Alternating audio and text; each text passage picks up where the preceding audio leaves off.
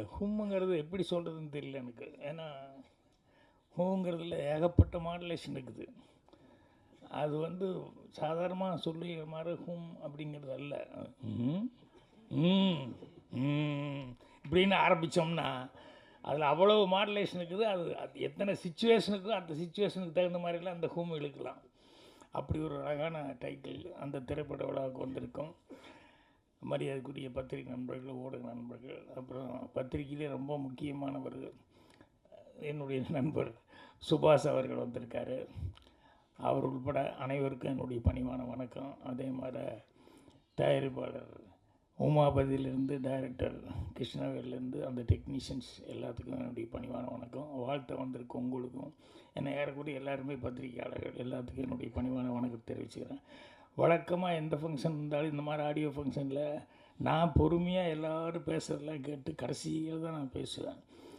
அப்படி தான் வருவேன், எந்த வேலையும் வச்சுக்க மாட்டேன். இன்றைக்கி குடும்பத்தில் ஒரு நிகழ்வு, அதுக்கு போகலைன்னா பெரிய தகராறாகி போகும். அதனால் பேர குழந்தைய வச்சுட்டு எல்லாம் ஹோட்டலில் உட்காண்ட்ருக்காங்க. புறப்படும் போது சொல்லிட்டாங்க 7:30 புறப்பட்டு வந்துருங்கன்னு. ஆனால் முடியல. ஸோ அதனால தான் நான் கொஞ்சம் முன்னால் பேச வேண்டி வந்துடுச்சு. என்ன பேசுகிறது, உமாபதி அவர்களை பற்றி பேசுகிறதுன்னு அவர் பேச சொல்லி நான் எப்போவுமே கேட்டுக்கிட்டு இருப்பேன். ஏன்னா அந்தளவு அவர் இந்த சுபாஷ் இவங்கெல்லாம் பேசுனாங்கன்னா அவ்வளோ விஷயங்கள் நமக்கு கிடைக்கும். அந்த அளவுக்கு எதை பற்றி பேசுகிறதுனாலும் எதை பற்றி ஹிண்ட்டு வேணுனாலும் நம்ம எதாவது கேட்டோம்னா அவங்க பாட்டில் அப்படி சொல்லிகிட்டு இருப்பாங்க. அவரை பற்றி முதல்ல பேச ஆரம்பித்து ஒருத்தர் சொன்னார், என்னென்னா எனக்கு அதிர்ச்சியாக இருந்தது, என்னென்னா உமாபதி வந்து ப்ரொடியூசர் அப்படின்னு சொல்கிறது அப்படின்ட்டு. இயக்குனராக தான் வர்றது ரெடியாக இருந்தார், ப்ரொடியூசராக வந்துட்டார் அப்படின்னு சொல்லிட்டு. உங்களுக்கு அதிர்ச்சியாக இல்லை, யார் எப்படி இருப்பாங்க என்ன சொல்ல முடியாது, எப்போ எது வெளிப்படுன்னு சொல்ல முடியாது. நம்ம ரொம்ப சாதாரணமாக நினைப்போம். என்னுடைய தயாரிப்பாளர் ஒருத்தர் தூரம் நின்று போச்சு படத்தினுடைய தயாரிப்பாளர் நஞ்சப்பன் அப்படின்னு சொல்லி, அவர் ஊரில் அவங்க காய்கறி கடை வச்சுருந்தார், ஹோட்டல் வச்சுருந்தாங்க. அவங்க அம்மா தான் காய்கறி வியாபாரத்துலேருந்து தான் ஒவ்வொன்றா பண்ணி அவரை ஓரளவு கொண்டு வந்து கடைசியில் அந்த அம்மா கஷ்டப்பட்டு சம்பாதிச்ச காசை பூரா இங்கே எடுத்துகிட்டு வந்து படம் எடுக்கிறேன்னு சொல்லி விட்டார். அதுக்கப்புறமா வந்து மறுபடியும் ஊரில் போய் சுற்றிட்டு இருந்தார். அந்த அம்மா எப்போ பாரு ஒரு 75 வயசில் கூட அந்த அம்மா வந்து காய்கறி கூட தூக்கிட்டு அப்பவும் வியாபாரம் பண்ணி அப்பவும் அந்த பையன் கூடியெல்லாம் தப்பு பண்ண கூட என்னை பார்க்கும், பாக்கியம் என் பிள்ளை எப்படியா கரையேற்றி விடு பாக்கியம் அப்படின்னு சொல்லி என்ன எப்போ கோயம்புத்தூர் போனாலும் கேட்கும். அவருக்கு படிப்பெல்லாம் கிடையாது. நாடகம் போடுற கலைதந்த காணிக்கை நாடகம் மன்றம்னு ஒரு நாடகம் மன்றம் வச்சுட்டு உடல் நலம் அதில் மறுபடியும் நாடகமெல்லாம் ஊராக போய் நாடகம் போட்டுக்கிட்டு அப்புறம் சினிமாலையும் காசு விட்டு அப்புறம் அவ்வளோ படிப்பு இல்லை ஒன்றும் இல்லை. ஆனால் அந்த அம்மா வந்து அவ்வளோ கேட்குறாங்களேன்னு சொல்லிட்டு சரி கரையேற்றி விடணும்னு சொல்லி சரி வாங்க அப்படின்னு சொல்லி தான் அவருக்காக தூரம் நின்று போச்சு பூஜையை போட்டேன். அவருக்கு படிப்பு இல்லை, எந்த நாலேஜ் இல்லை, ரொம்ப எதார்த்தம். நான் டிஸ்கஷன் உட்காந்துருப்பேன், பசங்களோட உட்காந்து டிஸ்கஷன் பேசிட்டு இருக்கும்போது எல்லா அசிஸ்டண்ட்டும் ஒரு 6-7 பேர் எதிர்த்தாப்பில் வரிசையாக உட்காந்துருப்பாங்க. ஏதோ நல்ல சீன் ஒன்று பேசிட்டு இருக்கும்போது இப்படி பார்த்தா ஒவ்வொருத்தரும் ஏதோ அப்படிமா அப்புறம் அப்படி நிறுத்திக்குவாங்க. என்னடா சீனுக்கு ரியாக்ஷனே இல்லை, ஒவ்வொருத்தரும் எங்கேயோ கதவுக்கிட்ட பார்க்குறேன் என்ன அதுன்னு சொல்லிட்டு பார்த்தா இங்கே இருக்கிறவங்க ஒவ்வொருத்தரும் ரியாக்ஷன் கதவுக்கிட்ட எட்டி பார்த்தா அவர் நஞ்சு பண்ணிட்டுருப்பார். என்னென்னா மத்தியான சாப்பாட்டுக்கு என்ன வேணும், ஏன்னா எங்கிட்ட நேரடியாக கேட்டால் நான் கத்துவேன், டிஸ்கஷனில் இருக்கும்போது இதுதான் முக்கியமான திட்டுவேன்னு சொல்லிட்டு. இவர் வந்து அந்த கதவை லேசாக திறந்துக்கிட்டு அங்கே இருக்கிற ஒவ்வொரு அசிஸ்டண்ட்டுக்கிட்டையும் என்ன அப்படின்னு சொல்லி கேட்பார்.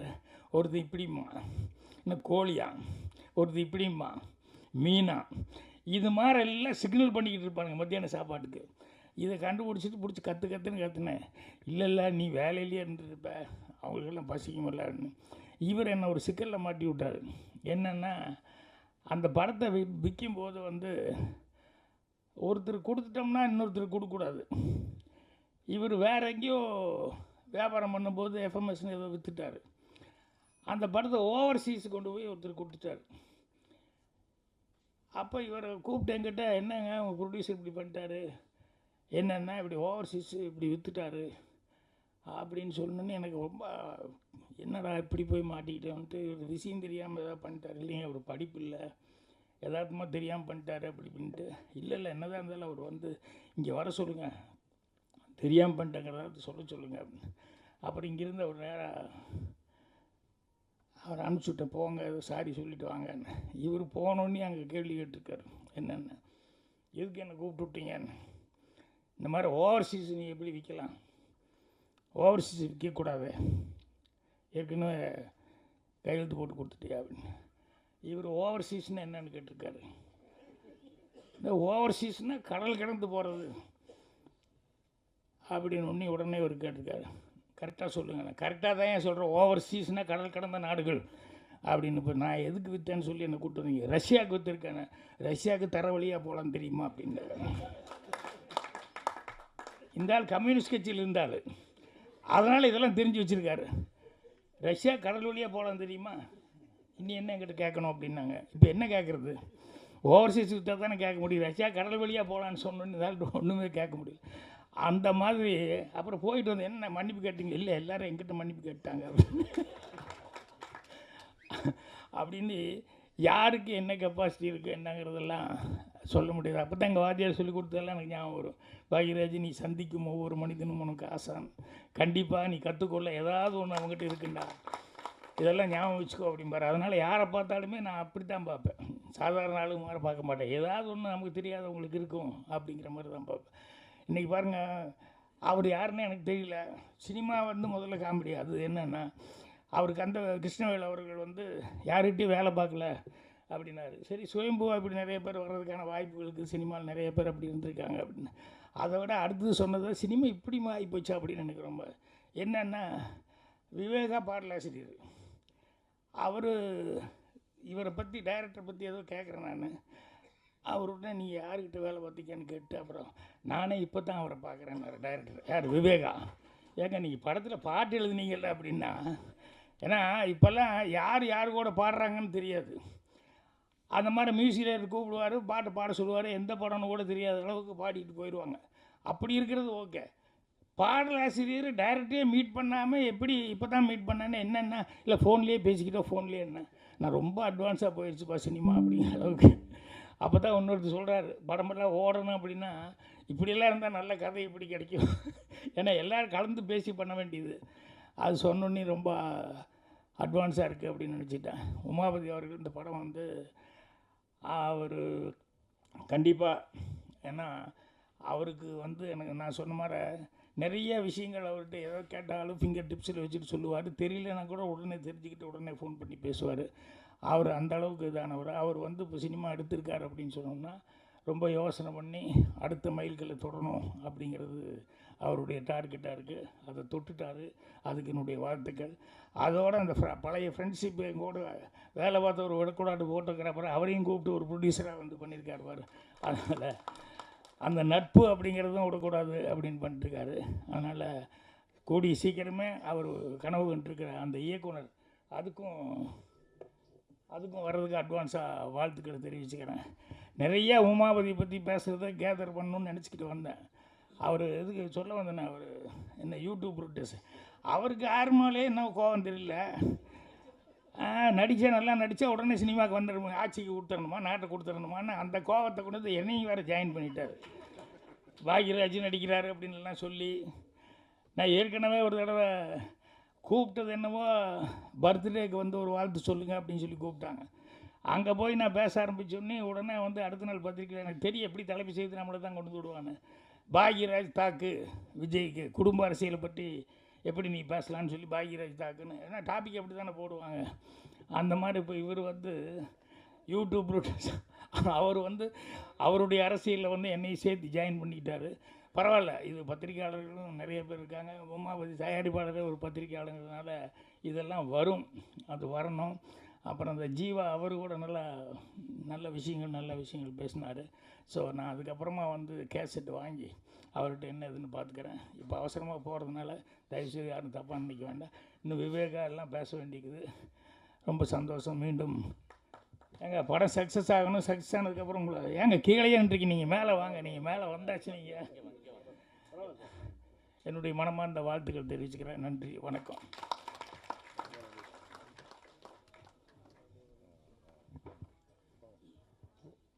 நன்றி சார். உங்கள் படங்களைப் போலவே உங்களுடைய பேச்சும் அவ்வளோ ரசனையாகவும் கலகலப்பாகவும் இருந்துச்சு. அடுத்ததாக இந்த படத்தோட கதாநாயகன் கணேஷ் கோபிநாத் அவர்களை அன்போடு பேச அழைக்கிறோம். வந்ததுலேருந்து எல்லாருமே சொல்லிட்டு இருக்காங்க முகம் காட்டாமல் நடித்தாங்க முகம் காட்டாமல் நடித்தாங்கன்ட்டு. உங்கள் முகத்தை காட்டுங்க பிரதர்.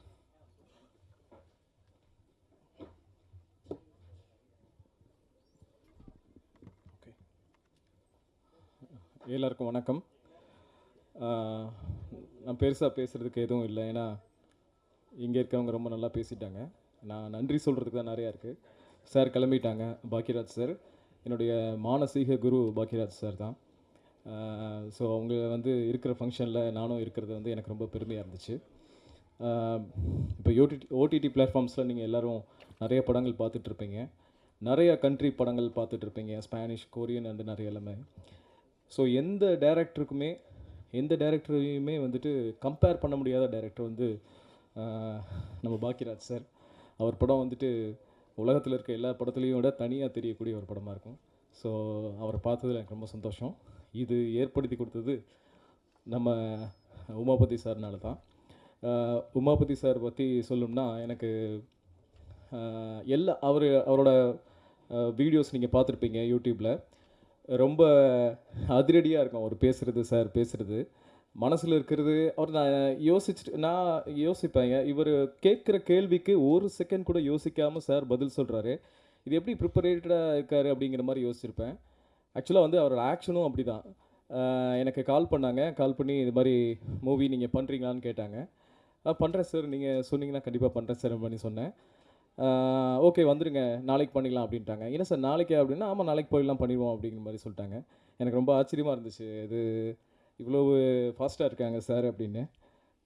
ஸோ அதுக்கப்புறம் வந்து நன்றி சொல்லணும்னா சித்தர் தனியால்சலம் சார், கோ ப்ரொடியூசர், அப்புறம் பன்ருட்டி ரமேஷ் குமார் சார், அப்புறம் Gowri Sridhar ma'am, thank you ma'am. அப்புறம் படத்தோட டைரக்டர் கிருஷ்ணவேல் சாருக்கு என்னோடய நன்றி.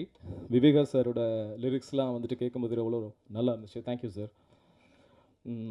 மியூசிக் டைரக்டர் சார் வந்து பேசுனது கூட நல்லா இருந்துச்சு, அவர் பாட்டும் நல்லா இருந்தது, அவர் சார் பேசுனது கூட ரொம்ப நல்லா இருந்தது, தேங்க்யூ.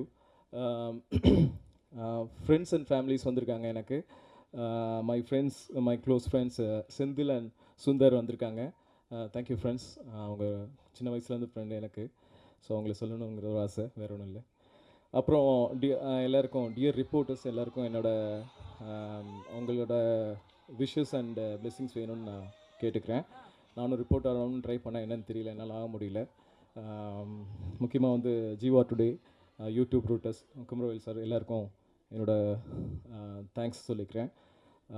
இது எல்லாத்தையும் ரெடி பண்ணி எனக்கு வந்து பண்ணது வந்து மிஸ்டர் மதுரை வாசகலைன் ப்ரொடியூசர் அவர்கள், அவருக்கும் என்னோட விஷஸ் சொல்லிக்கிறேன். Thank you every one, thank you. கொஞ்சம் பதட்டமாயிட்டாருன்னு நினைக்கிறேன்ல, கொஞ்சம் மூச்சு வாங்கிருச்சு அவருக்கு. ஓகே, அடுத்ததாக இந்த படத்தோட கதாநாயகி ஐஷு அவர்களை அன்போடு பேச அழைக்கிறோம். அனைவருக்கும் வணக்கம்.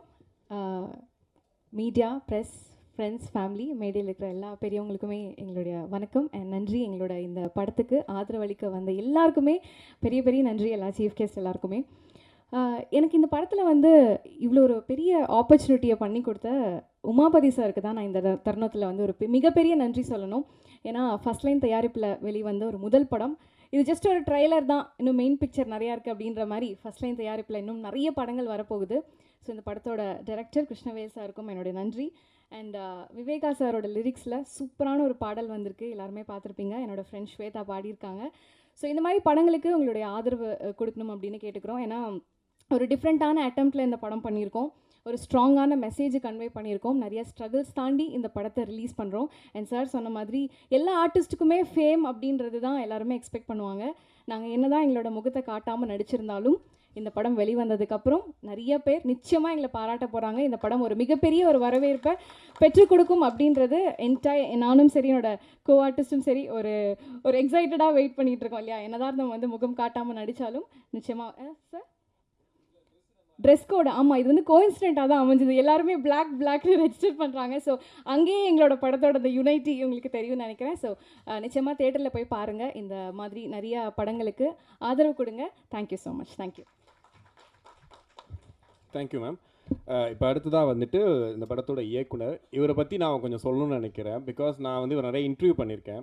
இவரை பார்க்கும்போது பல்க் ஆஃப் இன்ஃபர்மேஷன் அப்படின்னு தான் தோணும். சார் நைட்டு பிரியாணி போய் சாப்பிட்றது சரியா அப்படின்னு கேட்டால், நைட்டு போய் சாப்பிட்றத விடுங்க கிறிஸ்டி, அதுக்கு பின்னாடி ஒரு அரசியல் இருக்குது தெரியுமான்னு சொல்லி அரசியல் சொல்லுவார்.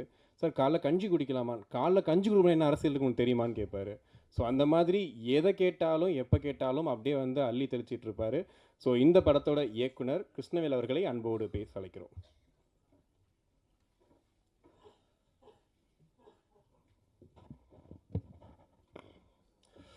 எல்லோருக்கும் வணக்கம். இந்த படத்தை பற்றி நான் சொல்கிறது ஒரு பக்கம் இருக்கட்டும். திரைப்படத்துறைக்கும் எனக்கும் எந்த சம்மந்தமும் கிடையாது.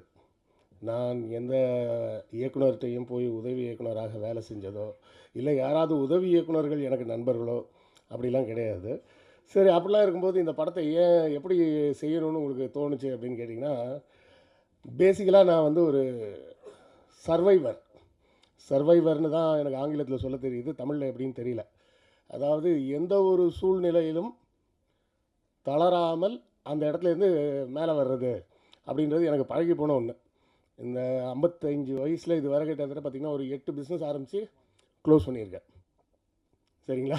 ஒரு 2வது பிஸ்னஸ் க்ளோஸ் ஆனவுடனே எல்லோரும் மூடி வச்சுட்டு வீட்டுக்கு போயிடுவாங்க. இதுவரை 8 பிஸ்னஸ் பண்ணி க்ளோஸ் பண்ணியிருக்கேன்னு வச்சிங்களேன். கொரோனாவில் க்ளோஸ் பண்ணது 8வது பிஸ்னஸ். அந்த நேரத்தில் ஒரு நண்பர் மூலமாக ஒரு ப்ரொடியூசர் வந்து அவர் பொண்ணை ஹீரோயினாக போட்டு படம் எடுக்கணும்னு சொல்லி கேட்டார்.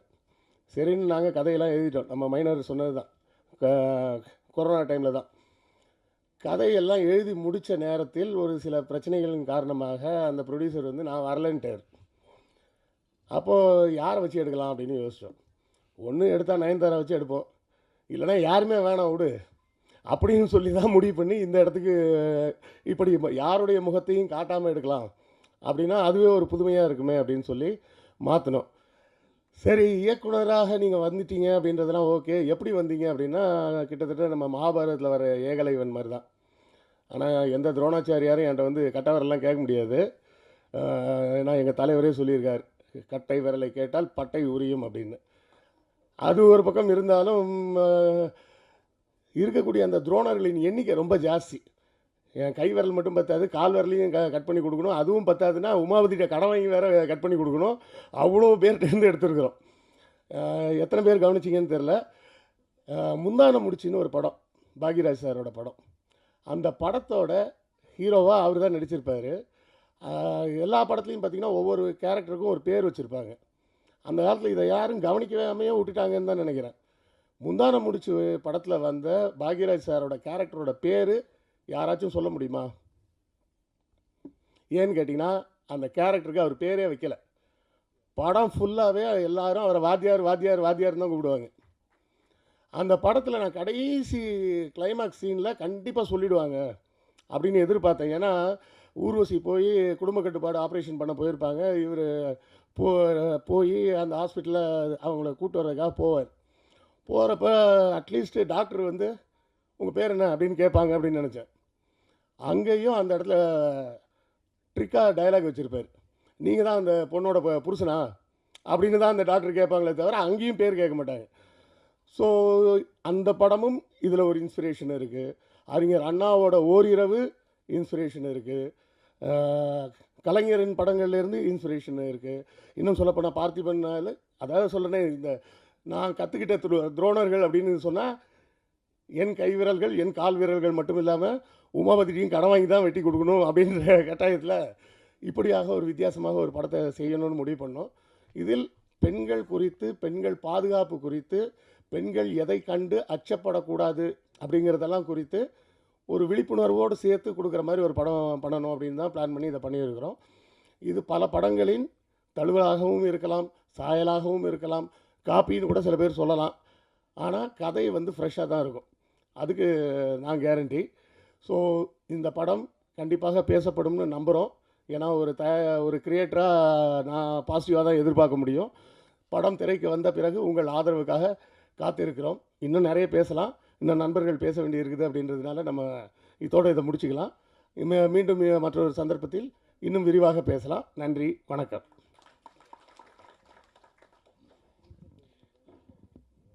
நன்றி சார்.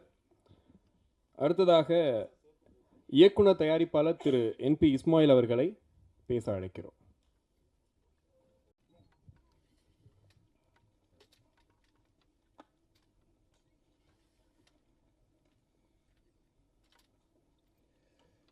எங்களுடைய அழைப்பை ஏற்று இங்கு குடியிருக்கும் பத்திரிகை உலக நண்பர்கள் மற்றும் எங்களுடைய அழைப்பை ஏற்று இங்கு வந்திருந்த என்னுடைய குடும்ப நண்பர்னு சொல்ல முடியாத, ஒரு குருன்னு சொல்ல முடியாத, அவர் எப்படி சொல்கிறதுனே எனக்கு தெரியல. அவர் வந்து திரைத்துறையில் வந்து நிறையா பாக்யராஜ் சார்கிட்ட வந்து அவர் ஒரு சின்ன வயசில் பிரமிச்சு அவருடைய படங்களை பார்த்தது வேறு. அதற்கப்புறம் பின்னால் பத்திரிகையாளர் ஆனதுக்கப்புறம் அவருடைய நட்பு, என்னுடைய முதல் புத்தகத்தை வந்து சந்திரபாபு நாயுடு வெளியிட்டார் முதலமைச்சராக இருக்கும்போது. ஒரு 2004 அந்த புக்கு ரிலீஸ் ஆச்சு. அதில் பெரிய லாஸ் ஆச்சு. அது அப்புறம் 2வது புக்கை ரிலீஸ் பண்ணி வச்சவர் பாக்யராஜ் சார் தான். அது பாலுமகேந்திரா சார் வந்து என் மீது கொண்டிருந்த மிகுந்த அன்பு. அவர் ரொம்ப ரொம்ப க்ளோஸ் எனக்கு. அதுவும் ஒரு சண்டையில் தான், அவர் பத்திரிகையாளர்னா ஒரு சண்டையில் தான் அவரோட மிகப்பெரிய பாதியில் அந்த ஃபங்க்ஷனில் எந்திரிச்சு போயிட்டார் பாலுமகேந்திரா சார். அதுக்கப்புறம் அவரோட நட்பு கிடச்சி அப்புறம் கடைசியில் ஒரு தகப்பன் ஸ்தானத்தில் பழகி கொண்டிருந்தார். அவர் தான் அந்த புக்கை ரிலீஸ் பண்ணக்கூடிய ஒரு சூழலில் வந்து அவருக்கு உடல்நிலை சரியில்லாமல் போயிடுச்சு. ரொம்ப சீரியஸாக அப்போது அட்மிட் ஆகிட்டார். அதுக்கப்புறம் அதுக்காக அந்த புஸ்தக விழா, என்னோட புஸ்தகம் டோட்டல் லாஸ், அது ஆங்கிலத்தில் இருந்த கிராண்ட் மாஸ்டர் ஆஃப் பாலிடிக்ஸ் அப்படின்னு சொல்லி ஹைதராபாத்தில் நான் இருக்கும்போது அங்கே ஒரு சேனலோட ஹெட்டாக இருந்தேன், சீஃப் ரிப்போர்ட்டராக இருந்தேன். அப்போ முதல்வரோட ஏற்பட்ட பழக்கம். அதுக்கப்புறம் ஆந்திரா பாலிடிக்ஸை பற்றி, கர்நாடகா பாலிடிக்ஸ், தமிழ்நாடு பாலிடிக்ஸை கம்பேர் பண்ணி எழுதுனா அவர் ரிலீஸ் பண்ணார். ஆனால் ஃபினான்ஷியலாக எனக்கு பெரிய கடன் ஆயிடுச்சு. அதுக்கப்புறம் 10 வருஷம் எதுவுமே எழுதலை. அதுக்கப்புறம் தான் பதிவுகள்னு எழுதி அப்புறம் அதுவும் பாலுமகேந்திரா சாருக்கு உடம்பு சரியில்லாமல் போயிடுச்சு. சரி, அப்புறம் அவர் சொன்னார், அப்போ உங்களுக்கு யார் பிடிக்கும், என்னால் ராணிப்பேட்டை வரைக்கும் வந்து ரிலீஸ் பண்ண முடியாது, என்னோடய உடல்நிலை தான் உங்களுக்கு தெரியும், சென்னைனா கூட நான் வந்துட்டு வந்துடுவேன், அப்படி வேறு யாராவது நீங்கள் கூப்பிடுங்க, உங்களுக்கு வேறு பிடிக்கும். எனக்கு பாக்யராஜ் சாரை பிடிக்கும், ஆனால் வந்து எனக்கு பழக்கம் இல்லையே, தெரியாது. நீங்கள் நேராக போய் பேசுங்க, நான் ஏதாவது சொன்னார்னா நான் ஃபோன் பண்ணுறேன், நான் சொல்கிறேன், பேரை சொல்லுங்கன்னு. நான் அதுக்கான அவசியமே இல்லை. அப்போ தான் எனக்கு ஒரு 18-20 வருடங்களுக்கு முன்பு பாக்யராஜ் சார் எனக்கு பழக்கம். 2008 அந்த 7-8 வாக்கில் பழக்கம். அதற்கப்புறம் அவர் மிக நெருக்கமாயிட்டார். நான் போய் வீட்டில் உட்காந்தனால அவங்க மேடம் வந்து டென்ஷன் ஆகிடுவாங்க. இவர் எங்கே ஆளை காணா, 1 மணி நேரம் 1.5 மணி நேரமாக பார்த்தா அந்த உமாபதி, ஐயோ அவ்வளோதான் சீன் முடிஞ்சு, நீ ஒரு 10 மணி ஆயிரும்ன்ற மாதிரியான ஒரு நட்பு. அது அவர் பெரிய ஜாம்பவான். அவர்கிட்ட பல கதைகள்லாம் டிஸ்கஸ் பண்ணியிருக்கோம். அவர் எவ்வளோ பெரிய ஆள். ஆனால் வந்து என்னை கூப்பிட்டு உட்கார வச்சு திடீர்னு ஒரு 2.5 மணி நேரம் 3 மணி நேரம் ஒரு கதையை முந்தானை முடிச்சோட இன்னொரு வெர்ஷனை சொல்லுவார். இதாங்க பண்ணது அப்படின்னு சொல்லி கடைசியாக இது பண்ணுவார். அந்தளவுக்கு என் மீது அன்பு கொண்டவர். அதே மாதிரி இன்டர்நேஷ்னல் பாலிடிக்ஸில் எதுவாக இருந்தாலும் சரி, ஏதாவதுன்னா கேட்பார். அவருக்கு எனக்கு உள்ள நட்பு ஒரு நீண்ட நட்பு. அதனால் எந்த நிகழ்ச்சியாக இருந்தாலும் சரி, அவர் இல்லாமல் நடக்காது. என்னோடய ஃபேன்ஸ் மீட்டுன்னு சொல்லி அரம்நாடு பத்திரிகையில் ஏதோ ஒன்று நடத்துகிறாங்க. அப்போ கூட சார் தான் இருந்தார், திரு அமீர் அவர்கள் வந்திருந்தாங்க. ஸோ அதே மாதிரி என்னுடைய குடும்ப நண்பரான விவேகா, அதே மாதிரி இயக்குனர் கிருஷ்ணவேல். இந்த படம் எப்படி ஆரம்பிக்கப்பட்டது அப்படின்னா, கிருஷ்ணவேல் வந்து என்னுடைய நண்பர். அது சமீபத்தில் இந்த யூடியூப் காலங்களில் ஜீவா டுடேயில் பேசிகிட்டு இருந்தோம். அதுக்கப்புறம் அந்த இதை வைத்து ஒரு நட்பு. அப்புறம் என் கூட ரொம்ப பழக ஆரம்பித்தார். 2 பேரும் பயங்கர ஃப்ரெண்ட் ஆகிட்டோம். அப்போ என்ன பண்ணார்னா, ஒரு படத்தை வந்து தயாரித்து எடுத்து ஃபினிஷ் பண்ணியிருந்தார். அதை பார்க்கணுன்னு ரொம்ப நாளாக சொல்லிகிட்டு இருப்பார். நான் கேஷுவலாக சொல்லுவேன், சரி ஏதோ காமெடி பண்ணுறாரு போல், ஏதோ படம் பண்ணியிருக்காருன்னு சொல்கிறாரு. இது ஆள் இல்லாத படமா, ஆள் இருக்க படத்தையே பார்க்க எவனும் வரமாட்டான், ஹீரோ படமே தொங்கிடுது. இந்த ஒரு பெரிய ஹீரோ இருந்தார், அவர் வந்து உலகநாயகனாக இருந்து ப்ரொமோட் பண்ணாங்க, அதோட அவர் காலி. அவர் வந்து சர்வதேச விண்வெளி நாயகன். நாங்கள் சும்மா பேசி இருப்போம் யூடியூப்பில், இவர் எப்படி விண்வெளி நாயகன் ஆக்கிடலாமேன்னு. அதுக்கு அடுத்து வரமா மணிரத்னம் எப்படி அது தெரிஞ்சு வச்சார், அவரை வச்சான்னு தெரியல, விண்வெளி நாயகன்னாரு, ஸ்பேஸுக்கு அனுப்பிட்டாங்க அவரை அந்த படத்தோட. ஸோ அப்படி படங்களே ஓட மாட்டேங்குதுன்னு கிருஷ்ணவேல் பண்ணியிருக்காருன்னு பார்த்தா, ஒரு நாள் பாருங்கள் ஒன்று சொல்லிட்டே இருந்தார். ஒரு நாள் கேஷுவலாக போய் நான் பல விஷயம் பேசிக்கிட்டு இருப்போம், அரசியல் தான் பேசுவோம், அதெல்லாம் ஒரு நாள் அவர் படத்தை வந்து ஒரு ப்ரிவ்யூ மாதிரி காட்டினா பயங்கர இன்ட்ரெஸ்டிங்காக போச்சு. ஏன்னா ஆளே இல்லை, ஒரு கார் மட்டும் போகுது, இன்ட்ரெஸ்டிங் அப்படி போகுது. சரிண்ணா அப்படி இப்போ பார்த்துக்கிட்டே இருக்கோம். டைம் பார்த்தா 35 நிமிஷம் தாண்டி போயிடுச்சு. என்னடா இவ்வளோ இதாக போகுது, இன்ட்ரெஸ்டிங்காக போகுது அப்படின்னோடனே அது ஒரு கட்டத்தில் அதை ஃபினிஷ் பண்ணிட்டார். அதோட டியூரேஷன் வந்து இருக்குது. அதுக்கு அடுத்து வந்து அந்த கதை வந்து ரொம்ப அருமையாக செதுக்கியிருப்பார். யாருமே இந்த மாதிரி ஒரு முயற்சி எடுத்ததே கிடையாது. எடுத்து அதை வந்து இன்ட்ரெஸ்டிங்காக வேறு கொண்டு போய் இவ்வளோ தூரம் பண்ணியிருக்காரு அப்படிங்கும்போது ரொம்ப ஆச்சரியமாக இருந்துச்சு.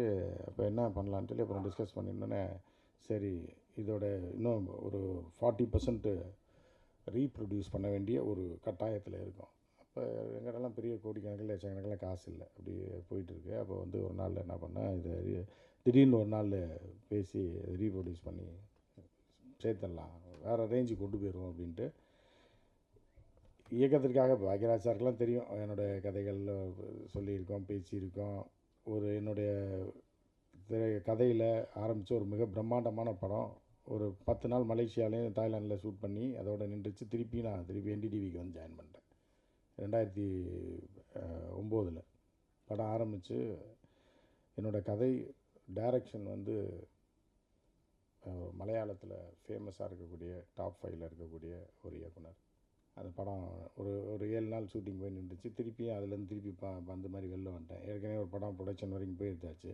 இப்படி தள்ளி போயிட்டே இருந்தது. அடுத்த ஒரு ப்ராஜெக்ட் இப்படி தள்ளி போயிட்டே இருந்தது. சரி, அப்போ திருப்பி என்டிடிவி இண்டூவில் ஜாயின் பண்ணிட்டேன் அசோசியேட் எடிட்டராக. அதுக்கப்புறம் பார்த்திங்கன்னா தந்தியில் சீஃப் எடிட்டராக அப்படி இருந்தால் அப்புறம் அப்படியே போயிட்டு இருந்ததுன்னு வச்சுக்கலாம். அது 7-8 வருஷம் போயிட்டு இருந்தது. இடையில எடுக்கப்பட்ட முயற்சிகளெல்லாம் வந்து எதுவுமே பெருசாக வரல. ஆர்ட் ஃபிலிம்ஸ் அப்பப்போ டைரக்ட் பண்ணிவிட்டு அப்படியே போயிட்டு இருக்கக்கூடிய காலகட்டத்தில் நம்ம ப்ரொடியூசர் சுரேஷ் சார்லாம் இருக்கார். நான் ஒரு ப்ரொடியூசர்னால் எனக்கு அவர் ப்ரொடியூசர். ஸோ அதனால் அவங்களெலாம் அழைச்சிருக்கேன். ஸோ அந்த மாதிரி போயிட்டு இருந்தது. திடீர்னு பார்த்தேன் படம் வந்து ரொம்ப இன்ட்ரெஸ்டிங்காக போயிட்டு இருந்துச்சுன்னொன்னே சரின்னு பாடலில் சேர்த்துருவோன்னு சொல்லி ராஜா சாரை போன பிறந்த நாளில் பார்த்து அவருடைய ஒரு பழைய பாடலை வாங்கி அதை கேரளாவில் ஷூட் பண்ணோம். இது பார்த்தீங்க அப்படின்னா எல்லாமே என்னுடைய பத்திரிகை நட்பு ஓட்டம். ட்ரிவாண்ட்ரமாக இருந்தாலும் சரி, கொல்லமாக இருந்தாலும் சரி, நீங்கள் வந்து எல்லா இடத்துலையுமே டைம்ஸ் ஆஃப் இந்தியாவில் இருக்கக்கூடிய ஒரு மூத்த ஆசிரியர் அவர். நீங்கள் வந்து ட்ரிவாண்ட்ரத்துலாம் சில இடத்துல ஃப்ளை கேம் பறக்க விடவே முடியாது. வினோத் இருக்கீங்களா? வினோத், ட்ரோன் வினோத் இருந்தார். வாங்க வாங்க உட்காருங்க. நான் வினோத் எப்படி அப்படின்னா, நான் அந்த டிவியில் எடிட்டராக இருக்கும்போது என்ன பண்ணுவாங்கன்னா, நாங்கள் சில விஷயத்தை வந்து உத்தரவாக போடுவோம் ரிப்போர்ட்டுகிட்ட. அசைன்மெண்ட் டெஸ்கில் எனக்கு இது வேணும், இது ஏன் எடுக்க முடியாது, ட்ரோனில் ஏன் எடுக்க முடியாதுன்றீங்க அப்படின்னா, இல்லை சார் போலீஸ் இது பிடிச்சிடும் அது ஏங்க ஒரு முன்னணி டெலிவிஷனில் இதை வந்தோடனே நானே களத்துக்கு போயிடுவேன். அதுக்கு யாருன்னா வினோத்தை கூப்பிட்டு போவேன். எவ்வளோ பெரிய வீடாக இருந்தாலும் எவன் வீட்டு ஜன்னலுக்குள்ளேயும் ட்ரோனை விடுவோம். அந்த ஆற்றல் படைத்தவர் என் தம்பி வினோத். எவனை பற்றியும் பார்க்க மாட்டேன். இது தூக்கிடான்னா தூக்கிட்டு வந்துடக்கூடிய ஒரே ஃப்ளை 1.5 நிமிஷம் தான் பறக்கும். எல்லாத்தையும் எடுத்துகிட்டு அது வந்து ஹெலிகாம என் காருக்குள்ளே வந்து வந்துடும். எவனும் அப்படி ஒரு கில்லாடியை நான் அந்த வயசில் நான் பார்த்தது இல்லை. நான் சொல்கிறது 8 வருஷத்துக்கு முன்னாடி ட்ரோன் வந்த புதுசில். வினோத் போகலாமா அப்படின்னு. அதுக்கப்புறம் போகலாமான்னா சரி சார் என்ன சத்தம்லாம் பின்னாடி உட்காந்து இப்படியே பாட்டு கேட்டே வருவாப்பில். வினோத் இங்கே போட்டுருமா அப்படின்னு. மிகப்பெரிய இடங்களில் இப்போ அதெல்லாம் பயன்படுத்த முடியாது. ஏன்னா எலக்ட்ரானிக்கல்லையே வந்து அது கனெக்டட் ஆகிடுச்சு. உங்களோட ஐடியை காட்டி கொடுத்துரும். ஏர்போர்ட்டை சுற்றி 5 கிலோமீட்டரில் பறக்க விட்டிங்கன்னா அவங்க ஐடியை காட்டி கொடுத்துரும். உங்களை ஒத்திக்கிறாங்க போலீஸ். அந்த காலகட்டங்கள் அப்படி இல்லை. கண்ணில் பார்த்தா போலீஸ் பிடிச்சிடுவாங்க. பல இடங்கள் அதை சொல்ல விரும்பலை. அந்த மாதிரியான இடங்கள்லாம் ஆர்கியாலஜிக்கல் சைட்லாம் வந்து நானும் வினோத் மட்டும் காரில் போவோம்.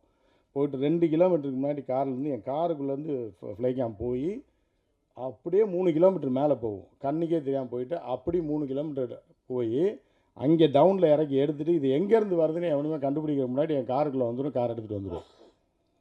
அப்படிப்பட்ட ஒரு வித்தைக்காரன் தான் என் தம்பி வினோத். அதுக்கப்புறம் இந்த படத்தில் இந்த காட்சியை தான் பார்த்துருப்பீங்க. ட்ரோன் காட்சிகள் கேரளாவில் பறக்க விட்டுருவோம். அது முக்கியமான இடங்கள்லாம் ஒன்றும் இல்லை. பர்மிஷன் வந்து அது கிராண்டட் கிடையாது. வேறு எந்த சினிமாக்காரர்களாக இருந்தாலும் அந்த ஷாட்டுக்கு ஒரு 5 லட்ச ரூபா 4 லட்ச ரூபா செலவு பண்ணணும். பர்மிஷன் அது இதை பறக்க விட்டுறதுக்கு. இதை வந்து நாங்கள் வந்து காலையில் 6:30லேருந்து 7:30க்குள்ளே அந்த ஷூட்டை முடித்தோம். மொதல் பாட்டில் உள்ள சில சீன்ஸு. 2வது பாட்டில் உள்ள சில சீன்ஸ் சில இடங்கள்லாம் பார்த்திங்கன்னா ஒரு டிசி நண்பர் டெப்டி கமிஷனர் ஆஃப் ட்ரிவாண்ட்ரம் பேசுகிறோன்னே எடுத்துங்க. ஒன்றும் பர்மிஷன்லாம் அது ப்ராசஸ் ரொம்ப இதாகணும். காலையில் 6:30 மணிக்கு பறக்க விட்டோம். பீச்சு டவரு எல்லாத்தையும் எடுத்துகிட்டு 7:30 மணிக்கு அங்கேருந்து பேக்கப் பண்ணிட்டு வந்துட்டோம். 1 ஹவர் தான் ஷூட். வந்து அங்கேயே ஷூட் பண்ணது 3 இடத்துல 3 மணி நேரம் ஷூட் பண்ணி அந்த சாங்கை முடிச்சிட்டோம். அதுக்கப்புறம் பார்த்திங்கன்னா இந்த படத்தை வந்து இவ்வளோ அதாவது பிரம்மாண்டமாக இருக்கும். ஆனால் ரொம்ப லோ பட்ஜெட்டில் பண்ணியிருக்கோம். அது லோ பட்ஜெட் ஃபிலிமாக இருக்காது, ரிச்சான ஃபிலிமாக இருக்குது. ஏன்னா இதோட காஸ்ட் வந்து வேறு. ஆனால் திறமையான கலைஞர்கள் என்னோடய கேமராமேன் வரல. அவன் வெளியூரில் ஒரு முக்கியமான ஒரு ப்ரோக்ராமாக போயிட்டாப்புல. 2வது கேமராமேன். இது படத்துக்கு 3 கேமராமேன். அவர் ஷூட் பண்ண ஒரு கேமராமேன், அதுக்கப்புறம் வினோத்தை வச்சு அந்த சாங்கு, அதுக்கப்புறம் இன்னொரு கிம்பலுக்கு ஒரு கேமராமேன். எப்போ போவோம் அப்படின்னு பார்த்தீங்கன்னா கொஞ்சம் கொஞ்சமாக ஷூட் பண்ணோம் அந்த 6 மாதமாக. எப்படின்னா மலை ஷாட் எடுக்கணும், சூப்பராக இருக்கும். நானும் கிருஷ்ணவேலும் பேசுவோம். மலை ஷாட் எடுக்கணும்னா அப்புறம் என்ன அதுக்கான எவ்வளோ செலவாகும்னு பத்திரிக்கை நண்பர்கள் தெரியும். ஒரு மலை ஷாட் எடுக்கணும் அப்படின்னா என்னென்ன பண்ணணும்னு அதுக்காக மலை வரைக்கும் வெயிட் பண்ணி டக்குன்னு ஆர்கனைஸ் பண்ணுவோம். ஏன்னா ஹீரோயின் எங்கள் பொண்ணு. சரி நான் டக்குன்னு என்ன பண்ணுவேன்னா டக்குன்னு ஃபோனை போடுவோம். கிருஷ்ணகிரியில் வந்து 4 மணி மழை இன்றைக்கி மெட்ராலஜியில் பார்ப்போம். இன்றைக்கி மழை வர மாதிரி இருக்குது அப்படின்னோடனே பிளான் பண்ணுவோம். அது மழை வரும். ஏன்னா நம்ம தொழிலில் இவ்வளோ நாள் இருக்கோம், அந்த பத்திரிக்கை தொழிலில் யார் சொன்னால் மழை வரும் என்ன வரும்லாம் தெரியும். ஸோ இன்றைக்கி ஒரு நாள் மழை வருது. மழை வந்தோன்னே ஐஸு டக்குன்னு ஒரு கார் ரெடி பண்ணோம். நான் கிருஷ்ணவேல் வண்டி ஏறினேன், நேராக போனோம். ட்ரோனு, ஒரு இப்போ கிம்பல் கேமு, ஒரு 2 அசிஸ்டண்ட்டு தான், 2 காரு டக்குன்னு போனோம். அந்த ஷாட்லாம் நீங்கள் படத்தில் பார்த்தீங்கன்னா தெரியும். பயங்கர பிரம்மாண்டமாக வந்து இயற்கையாகவே அமைஞ்சுது. பயங்கர பிரம்மாண்டமாக அமைஞ்சுது. அந்த கார் வந்து ரோட்டில் வந்து ஒருத்தன் மிரட்டுறது, இந்த காசை கொண்டு போய் கொடுக்குறது. அதுக்கு அந்த நேரத்தில் ஆள் இல்லாமல் ட்ரோனில் வினோத்தை எடுத்துகிட்டு அதுக்கப்புறம் வினோத்தையே அதில் நடிக்க வச்சோம்.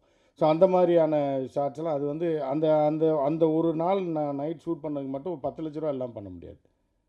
அதை நாங்கள் சிம்பிளாக ஒரு 3 கார் எடுத்துகிட்டு போய் ஒரு சிம்பிள் பட்ஜெட்டில் அதை பண்ணோம்.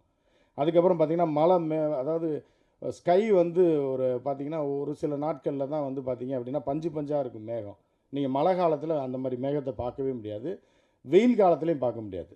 அப்படி ப்ளைனாக இருக்கும், பிரைட்டாக இருக்கும் ஸ்கை. ஆனால் இது 2க்கு மிடில் இருக்கக்கூடிய அந்த ஜூன் மாதம், இந்த நம்ம தமிழ்நாட்டில் கேரளாவில் ஜூன் மாதத்தில் ஸ்கையே தெரியாது, அடமழை பெஞ்சிட்டே இருக்கும். தமிழ்நாட்டில் ஒரு விதமான ஒரு லைட்டிங் இருக்கும், ஒரு ப்ளூ ஸ்கை, அதில் பஞ்சாக மேகங்கள் இருக்கும். அந்த மாதிரி மேகம் தெரிஞ்சாலே கேமரா எடுத்துகிட்டு போயிடுவோம் பீச்சுக்கு. ஐஸு கிளப்பி விட்டு அதில் இந்த சாங்கில் பார்த்துருப்பீங்க, கையை கட்டி நிற்கிறது, ஜம்ப் பண்ணுறதுன்னு நிறையா சீன்ஸ்லாம் இருக்கும். அதெல்லாம் பார்த்திங்கன்னா ஒரு ½ டே ஷூட் இங்கே போனோம், நேராக போனோம். அதுக்கு வந்து ஐஸோட ஒத்துழைப்பு ரொம்ப, ஒரு கதாநாயகியாக இருந்து அதெல்லாம் பார்க்காம நம்ம வீட்டுக்குள்ளே. அதனால் வந்து டக்குன்னு கிளம்புவோம். அப்படியே கிளம்புவோம், கேமராமேனு 2 அசிஸ்டண்ட்டு, அவ்வளோதான். இது பெரிய டீமு, அது இது ஃபுட்டு கிட்டெல்லாம் எதுவுமே இருக்காது. அப்படி போவோம், ஏதாவது ஒரு ஹோட்டலில் சாப்பிடுவோம். கேரளாவில் போனோம், ஷூட் பண்ணோம். ஃபுல்லாக ஒரு 1½ நாள் ஷூட்டிங்கு 2வது சாங்கு. அரை நாள் தான், ட்ராவலிங்லேயே ஒரு நாள் போயிடும். அந்த போட் ஷாட்லாம் பார்த்திங்கன்னா ஒரு ½ டே தான் அங்கே ஷூட் பண்ணோம். அதுக்கப்புறம் ட்ரிவாண்ட்ரத்தில் on the way to Trivandrum, அப்புறம் அந்த இன்னும் நிறையா காட்சிகள்லாம் இருக்குது, இன்னொரு சாங்கில் வரும். அது எல்லாமே பார்த்திங்கன்னா லொக்கேஷன் சேஞ்சு. இப்போ ஒரு 8 லொக்கேஷன் மாறி இருப்போம். அந்த 2 நாளில் 8 லொக்கேஷன் மாறி எடுத்து அவ்வளோ ஃபாஸ்ட்டாக எடுத்து அதை பண்ணியிருக்கோம்.